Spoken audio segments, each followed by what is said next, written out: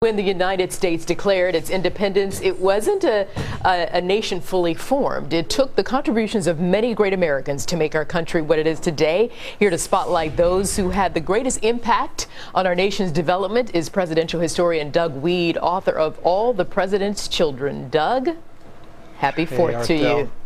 Happy 4th to you. So now when we approach 4th of July, Independence Day, what thoughts start to form in your mind?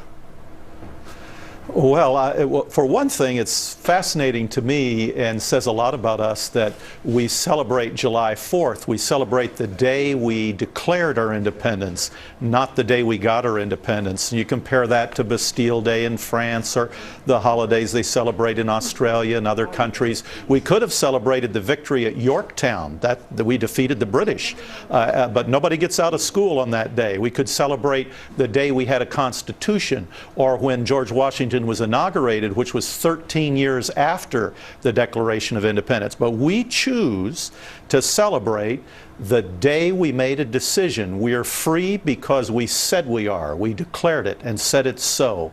And that's what we celebrate. And that tells us a lot about ourselves, and I guess it speaks to the power of making decisions, too. Indeed, indeed. And speaking of making decisions and that power, who do you think are some of the Americans who most impacted our country today and back then?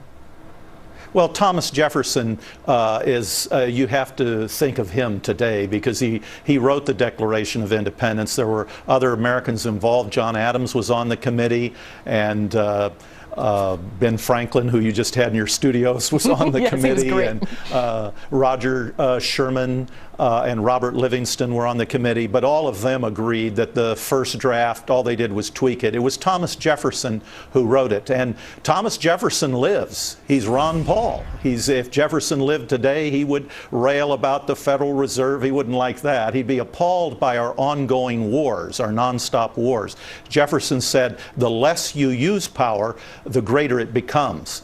Compared to Ron Paul said, you sacrifice liberty for security, you lose both. So this sentiment is still in the American bloodstream. It's out there. Maybe if Jefferson were alive today, he wouldn't be elected president. Maybe he would. But he would surely have his own show on Fox News Channel. Is that right? Is that right? Well, I don't know so much that Thomas Jefferson is Ron Paul, but I don't know.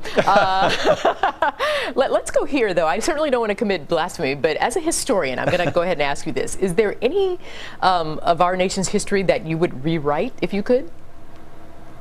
If you could rewrite the history? Well, we made lots of mistakes. Again, our history is more revealing of us than it is of the facts that happened. A good example is you get these emails, they go all over. I just got one. It said the men who signed the Declaration of Independence, 9 died or killed during the Revolutionary War, 5 were captured and tortured. It's bogus. Delete.